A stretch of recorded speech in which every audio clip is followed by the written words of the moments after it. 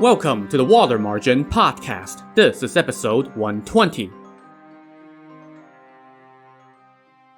Last time, Song Jiang was beating his head against the zodiac battle formation laid out by the Liao Kingdom's commander Wu Yan, and getting repeatedly beaten down.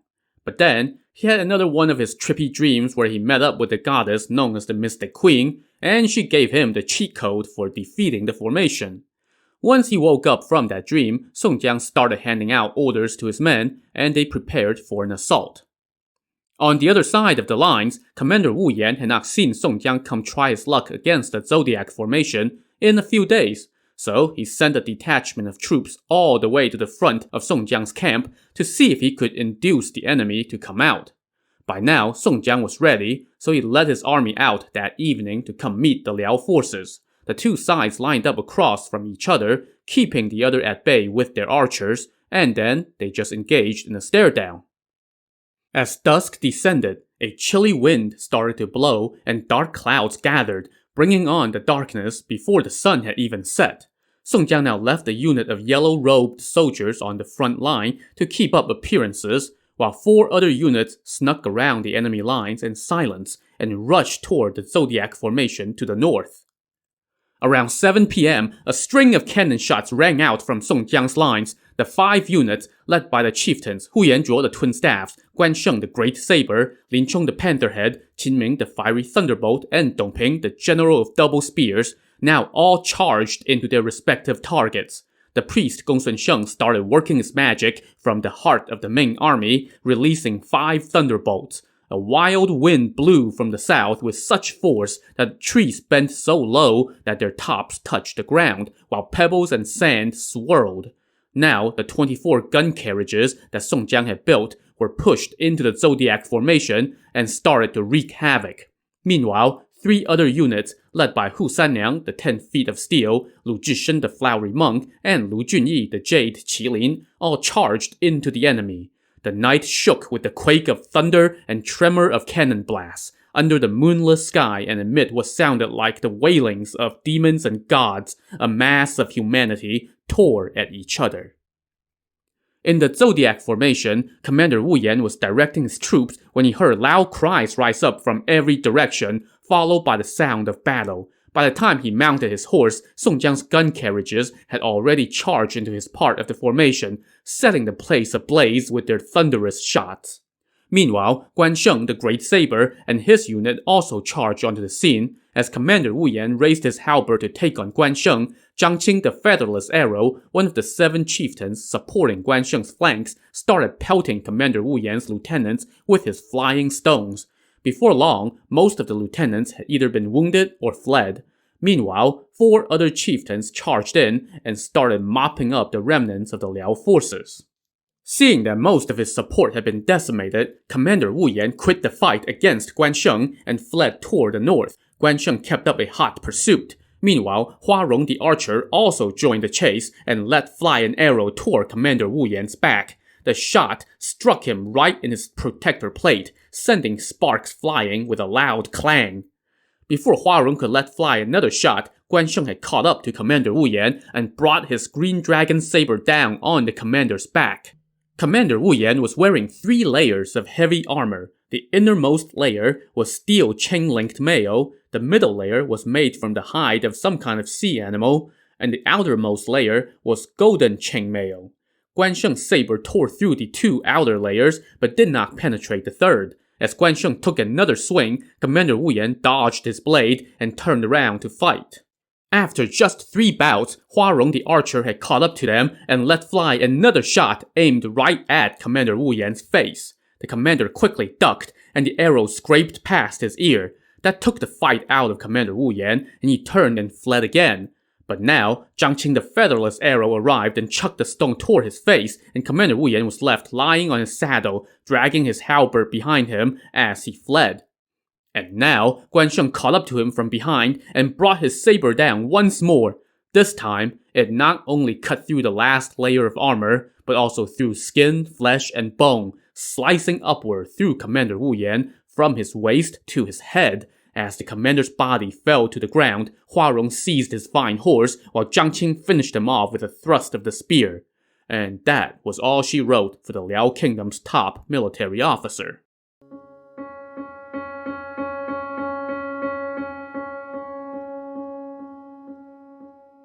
Meanwhile, Lu Zhishen the flowery monk, Wu Song the pilgrim, and 4 other infantry chieftains stormed into the Sun division of the Zodiac Formation. That part of the formation was commanded by Prince Ye Lu, the brother of the Liao king, who had lost 2 of his sons in prior battles against Song Jiang.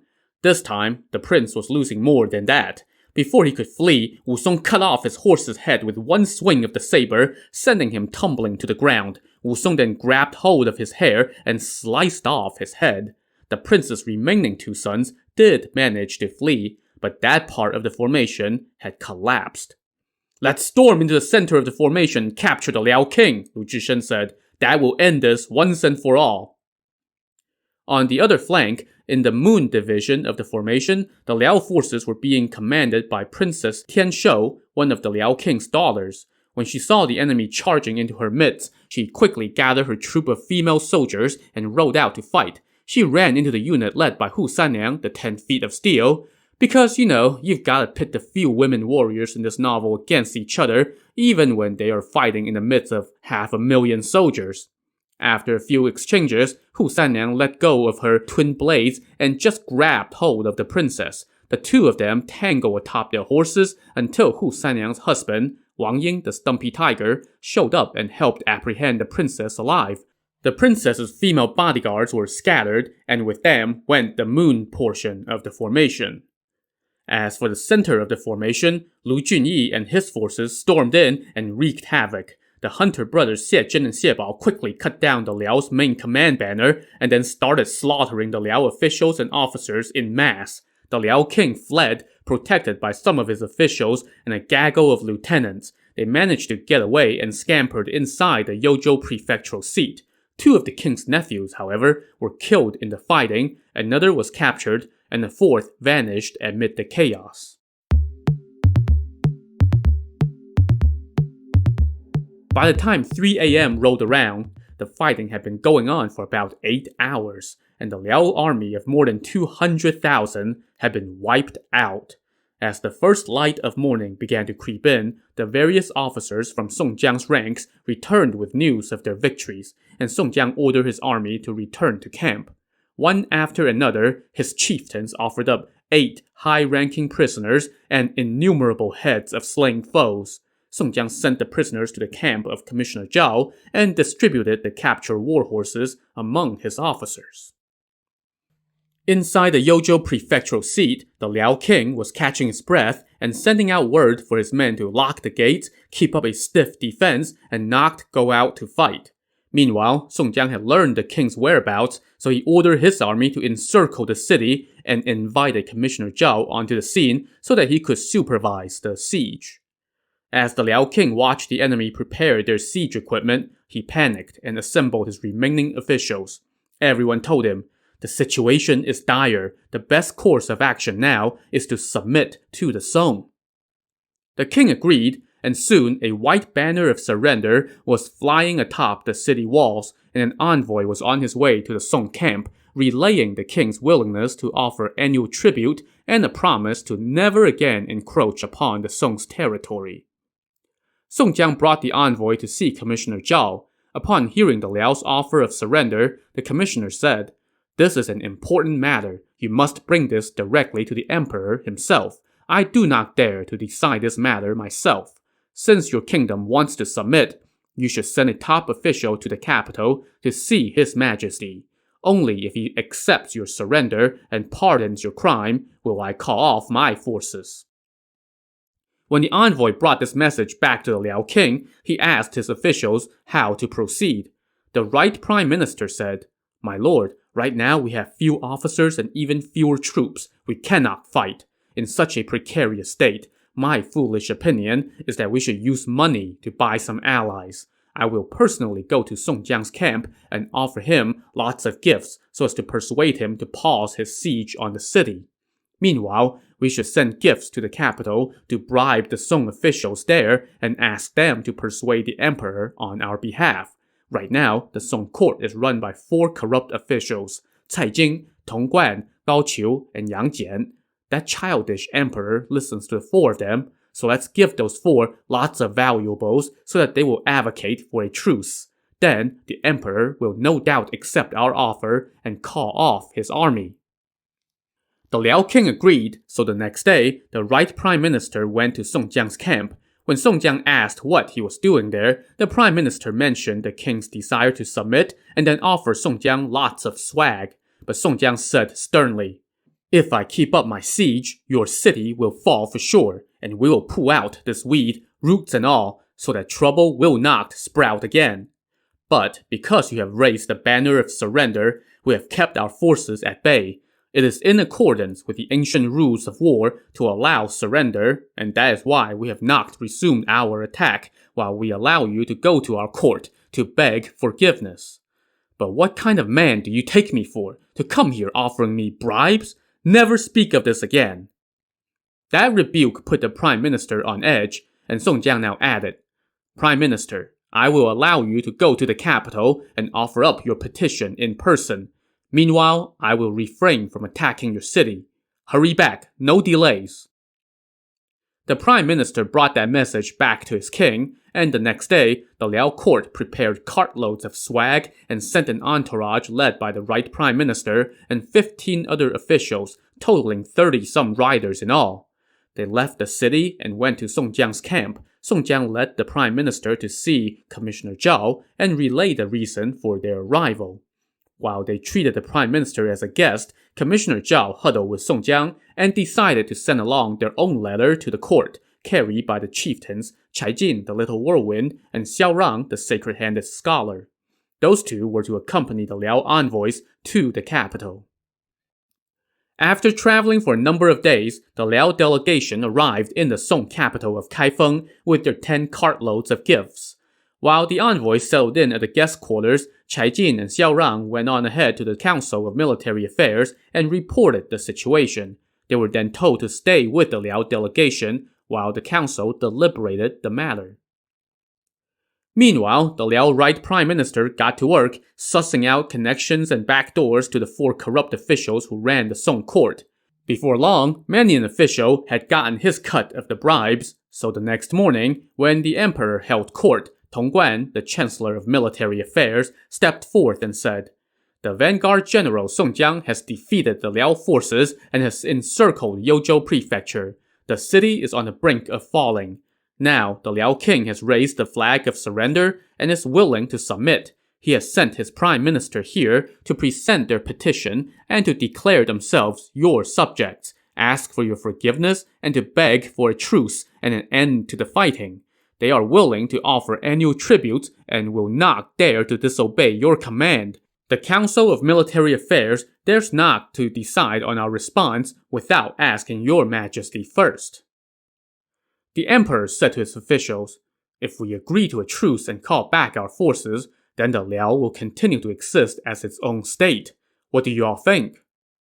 The premier Cai Jing now stepped up and said, "We have discussed every aspect of this issue. From ancient times to now, barbarians on our borders have never ceased harassing us. In our foolish opinion, we should allow the Liao to continue to exist so that they can serve as a buffer to the north, and we will support each other like lips and teeth.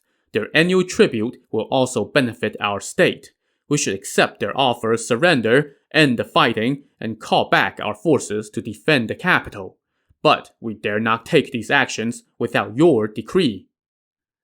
The emperor consented and summoned the Liao envoys. The Liao delegation entered, kneeled, and declared their allegiance to the emperor. They then presented the message from the Liao king, which a court official read aloud. It said, "Ye Lui Hui, ruling lord of the kingdom of Great Liao, kowtows 100 times and states to your majesty, I was born in the desert and raised in a barbarian land, and thus unacquainted with the great laws of your majesty and the major social duties of civilized man.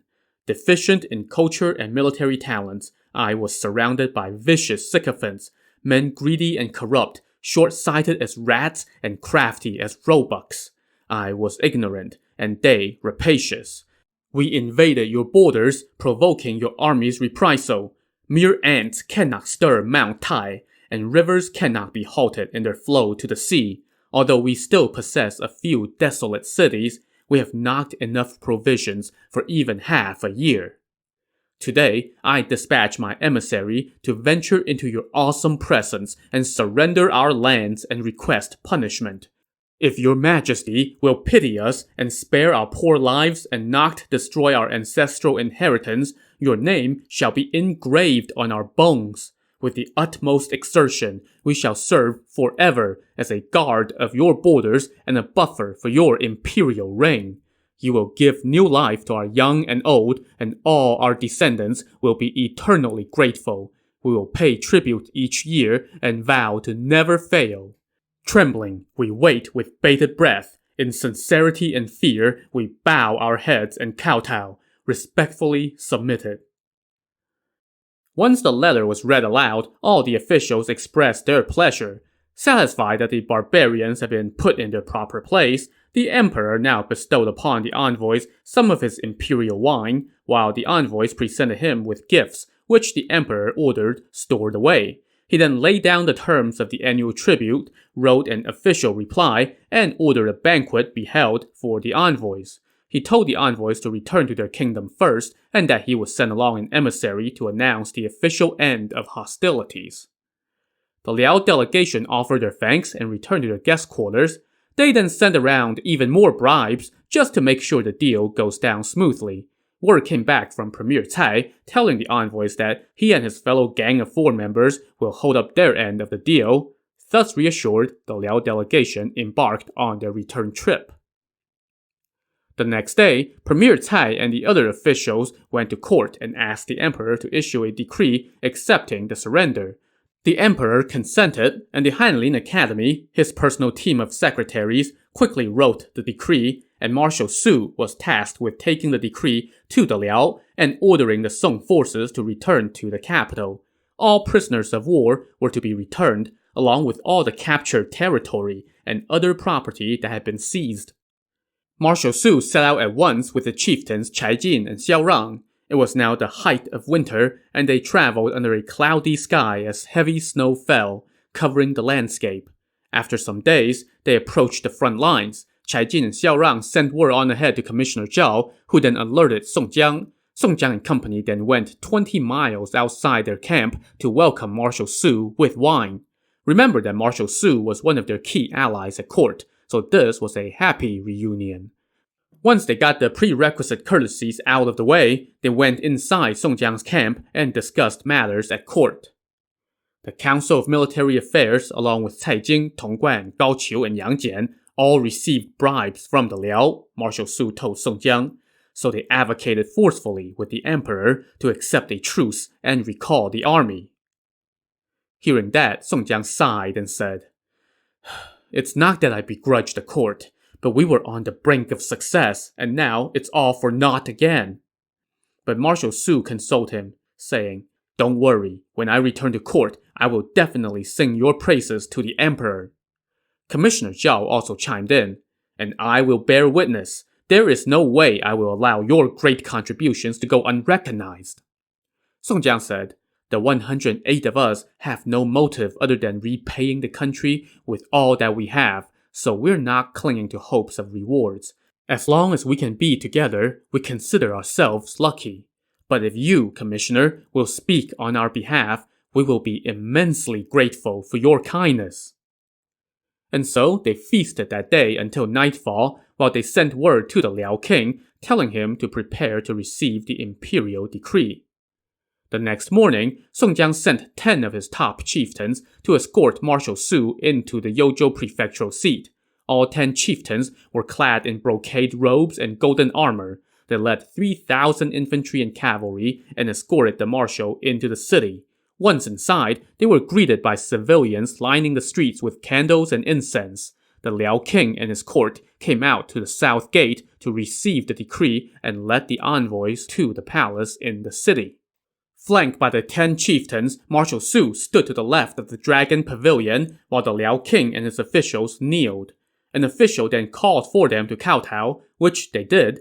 A Liao official then received the imperial decree and read it aloud. The decree said, the emperor of the great Song proclaims, "Since the days of our earliest kings and emperors, there never was a sovereign who did not govern his subjects, nor subjects who did not sustain their sovereign. The Middle Kingdom has its ruler. Surely you barbarians have one too. In violation of celestial laws, you of the Liao have repeatedly invaded our borders. For this, you deserve to be instantly extinguished. But your petition has moved me to pity. I have not the heart to destroy you, and shall permit you to remain as a nation. Effective from the day you receive this edict, all captured commanders shall be returned to the Liao, and your cities will be restored to you as well. But annual tribute must be delivered without fail. Respect our great country. Venerate heaven and earth. This is the duty of you barbarians. Never forget. We issue this decree so that all may know." Once the decree was read, the Liao king and his officials again kowtowed and declared their gratitude. Once the ceremony was concluded, the king received the decree and exchanged courtesies with Marshal Su. They then threw a huge feast to celebrate the occasion. Once the party was over, the marshal and his entourage were put up in guest quarters, and everyone in the delegation received handsome rewards. The next day, the Liao king sent his prime minister out of the city to invite Commissioner Zhao and Song Jiang to come join the party. Song Jiang declined after discussing it with Wu Yong, so only Commissioner Zhao went, and he and Marshal Su attended the feast. The banquet featured jug upon jug of grape wine, which, remember, was something of an uncommon treat for the Song at this time. There were also platter upon platter of mutton, along with piles of exotic fruits and flowers. The party went deep into the night, and at the end, the Liao king personally presented a golden platter of curios to Marshal Su and Commissioner Zhao. On the third day, the king and his officials gave their guests a grand send-off out of the city and also sent the prime minister to Song Jiang's camp with cattle, horses, gold, silver, fabrics, and other valuables to reward his troops. Song Jiang now gave the order to release all the captured Liao prisoners and return control of the 4 captured prefectures back to the Liao. While Marshal Su went on ahead back to the capital, the army packed up and prepared to disembark. The main army escorted Commissioner Zhao and headed out first. Song Jiang, meanwhile, threw a feast to reward his naval chieftains. He would then travel by ship back to the capital. But before he left, he sent word into Yozhou Prefecture and asked to meet the Liao king's 2 prime ministers. The 2 ministers came to his camp as requested. Song Jiang invited them to sit down as guests and then said, "Our army was knocking on your city's doorstep and was about to achieve total victory.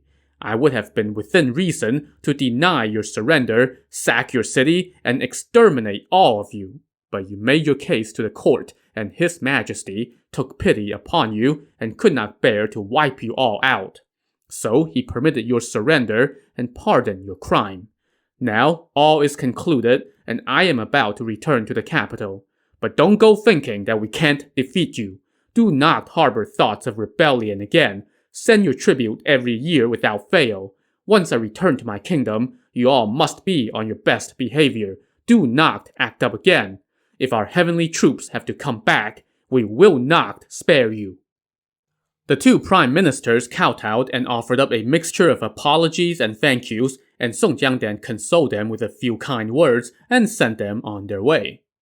Next, Song Jiang ordered Hu Sanliang, the 10 feet of steel, to lead a unit and head out first. He then had the craftsmen who accompanied the army make a stone tablet, on which Xiao Rang, the sacred-handed scholar, wrote 4 lines commemorating the victory, and which Jin Dajian, the jade-armed craftsman, then carved into the stone. The tablet was then erected at the foot of a mountain 5 miles outside Everclear County, where it remained long enough to become a relic by the time the novel was written. Okay, so while Song Jiang and company were erecting historical monuments to make sure the barbarians knew what the score was, I'm afraid I'll have to douse their enthusiasm with a bucket of cold water. This whole campaign against the Liao is pretty much just historical fiction, and not even remotely close to what actually happened. See, in actual history, around the year 1120, there were actually some military conflicts between the Song and the Liao, but it did not happen anything like what the novel described. What happened was that by this time, the Liao kingdom was already weakened due to the growing strength of the Jin kingdom of the Jurchens to its north. The Song emperor, advised by Premier Cai Jing and Chancellor Tong Guan, decided that this was a golden opportunity to take out the Liao. So the Song and the Jin actually struck a deal. The Jin would attack the Liao from the north, while the Song would attack from the south. And when the deed was done, they would split the territories of the Liao. So far from keeping the Liao around as a northern buffer, the Song was actually doing the exact opposite, eliminating a weakened but still existing buffer kingdom and emboldening a much stronger potential adversary to the north. Not exactly a smart move. Oh, and the campaign didn't exactly go as the Song had envisioned, or as the novel had described either. First, it took a couple years for the Song to even get its act together to launch its invasion, because it first had to deal with some internal revolts. Then, when the fighting did begin, the Song kind of lucked into a couple prefectures that were betrayed into their hands, but then they were repelled by the Liao forces. So definitely no trash-talking decrees being sent or anything like that. Meanwhile, the Jin kingdom was doing much better holding up its end of the bargain, and they eventually wiped out the Liao in the year 1124. But none of that is relevant to our story. In our particular corner of the multiverse, Song Jiang and company had just led a great, though incomplete, victory against the northern barbarians. To see how they would be rewarded, tune in to the next episode of the Water Margin podcast. Also on the next episode, what will Song Jiang and company do now with all that peace reigning through the land? Join us next time. Thanks for listening.